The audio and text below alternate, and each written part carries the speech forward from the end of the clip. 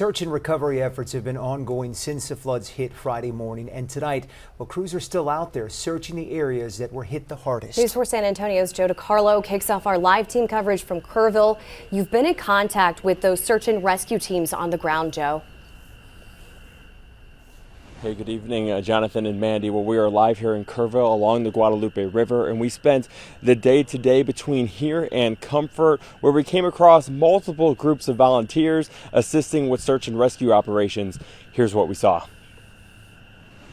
Just being this close to the community, it's really sad. I mean, words obviously can't describe it. Frank Straza is a volunteer from Bandera who came to Centerpoint today to see if he could help in any way possible. He was able to connect with another group of volunteers who help with search and rescue operations.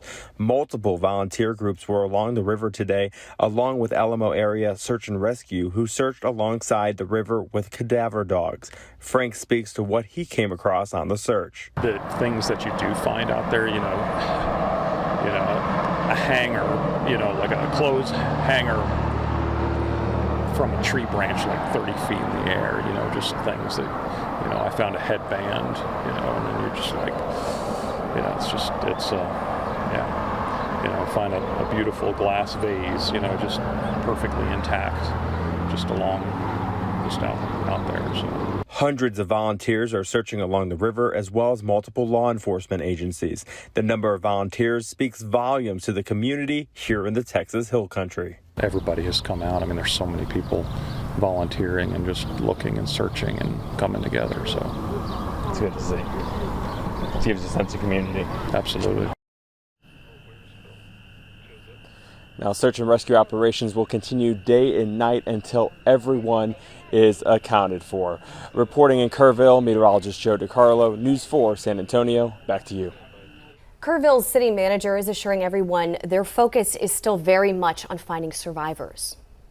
Our entire focus at this time is on the search and reunification efforts for those remained unaccounted for. That is where our energy, our resources, and our attention are directed. Nothing is more important than bringing comfort and clarity to those who are waiting and grieving.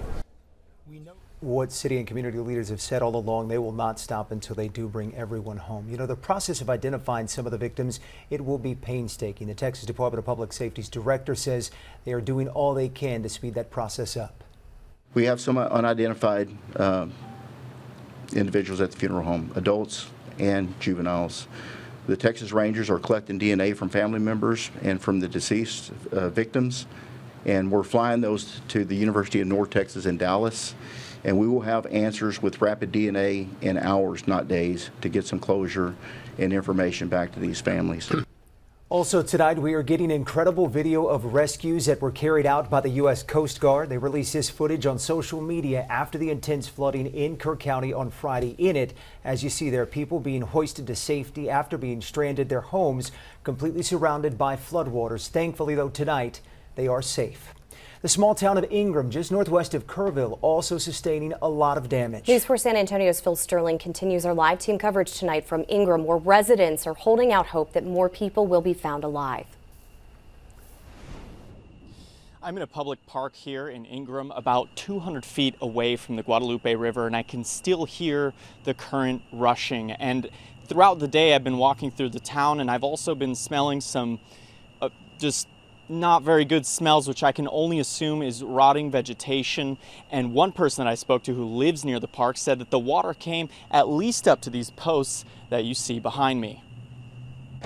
It's been 2 days since flooding hit Ingram, but military helicopters still fly overhead. Kevin Hancock lives near the Guadalupe and says he's been seeing them all day.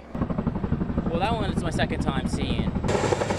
Locals say flooding has been so dramatic they can see Cade Loop Bridge from River Park Drive. Usually there are trees and vegetation in the way. All that you see here, if you look on that island over there, That's where the river naturally is. He says people should have been warned on time, but some things might change in Ingram. I think they're going to realize that they don't need to be right on the river. Ingram City Council member Ray Howard still remembers being out here when the flooding started on Friday morning. You're standing in water right here. This is where it was. It was all the way up in here.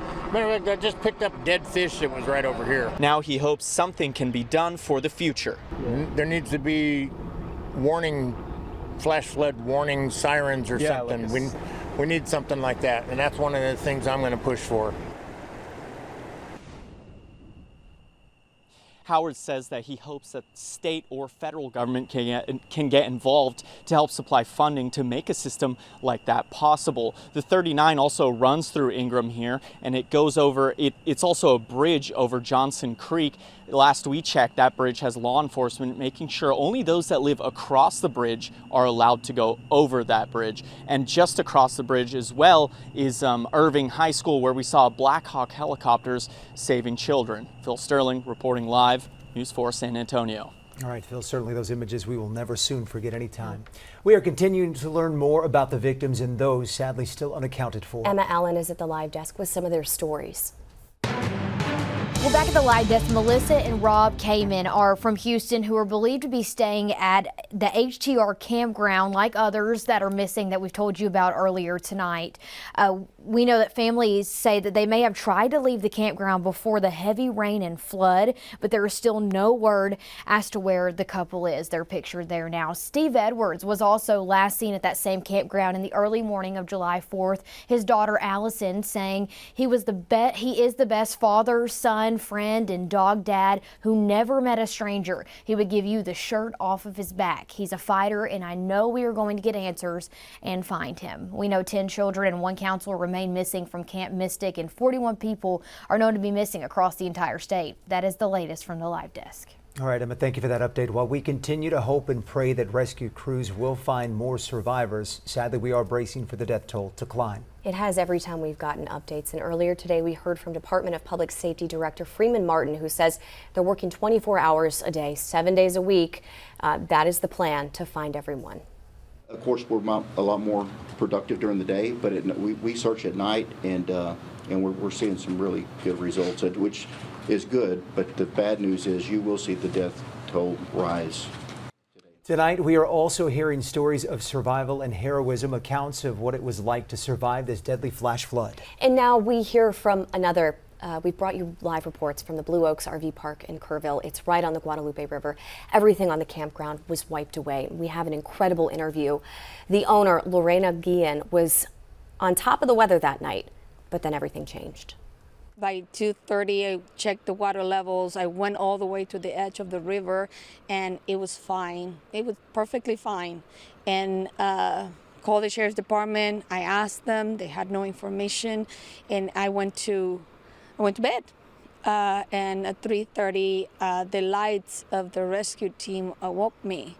You could see the lights of vehicles getting washed off from upriver, and you can hear honking. You couldn't see anything, but you can hear honking and you can hear the screaming. The cabins next door keep smashing against our trees. You can see the scarring of the trees, and that's where they were hitting. You know, that's how high they were getting flushed. Everything was gone. Every single RV and vehicle, it was gone. Got washed away. I had 28 up here, and I had 5 on the island. And everything is lost. Everything's gone. It's about half a mile now down the river. There is a wall of about 30 to 40 vehicles all smashed together, and nobody's been able to get to that, but there's a lot in there, and it was just a very horrific night. You heard her timeline there. I checked at 2:30. At 3:30, I was hearing screaming. She said they had 20 minutes and they were knocking on doors to get everybody out. The RVs were already flooding. People were running out of their RVs with no clothes or shoes on. They grabbed their pets, their belongings. They got to their cars, except a family of 5 in an RV by the river. She was talking about how much they were enjoying themselves during the day, saying the day was beautiful. But in the middle of the night, they were stuck. The waters had come up. They couldn't get out, and one of the residents was trying to help. He was trying to get to the family and all the way to water, all the way to his waist, and debris hitting him, and he was yelling, "Please throw me your baby," and they couldn't, and they got swept away, and we all saw it and we all heard them. And at one point, the manager next door, she came on running here and said, "We need help too," because they didn't know, and they lost a lot of people. I mean, they had so many missing people at that point, like close to 40 people missing just there, and us 5, that's 45 people in a matter of 1 hour. So it's just incredible. I mean, the force of that water was so insane. Nobody could get into it. Lorena says, so in the last couple days, she's had people show up. 60 to 80 volunteers have helped her clean up her property, but she doesn't know what to do now. There's a restaurant on the site. She has employees that have to work. They survive on tips.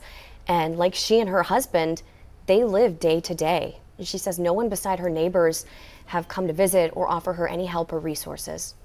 Yes, I understand the National Guard is rescuing and recovery, which is obviously essential, but you know that wall of cars half a mile down here with 30, 40 vehicles, they have to look.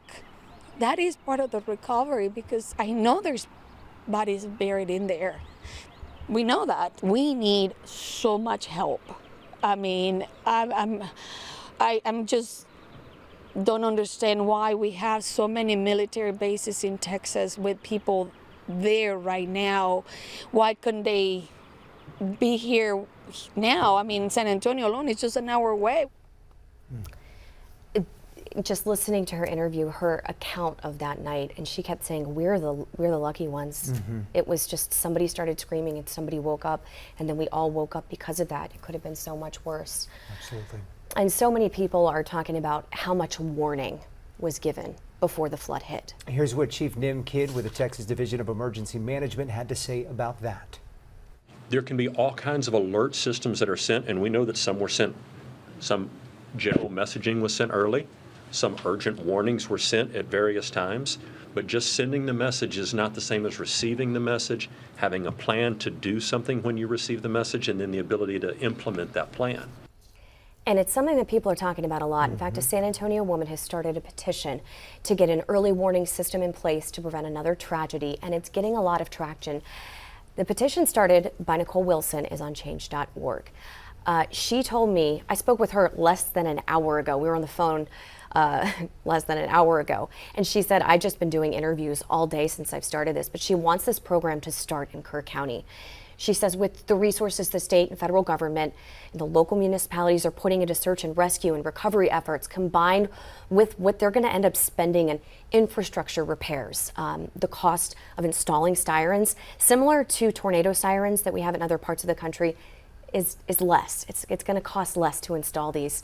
Flash flooding, as we've said in the last few days, it hits and it happens very fast, but a minute or two, she says, could make all the difference.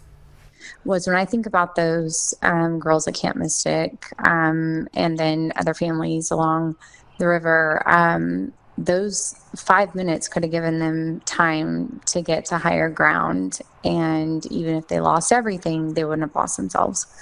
And not having that 5 to 10 minutes, I think, is just completely unreasonable and incredibly disappointing.